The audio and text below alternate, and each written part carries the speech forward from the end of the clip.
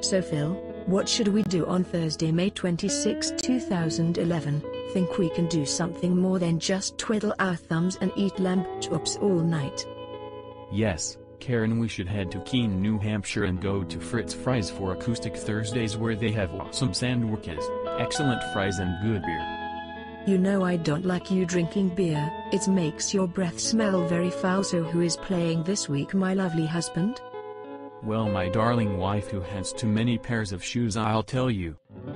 Don Russ, Owen Davis, Chris Fox, and Abernathy Way are playing. And after the show we should stop by the Starving Artist and give them our mortgage to our house so they can stay in business. We should be homeless anyway since we are Red Sox fans.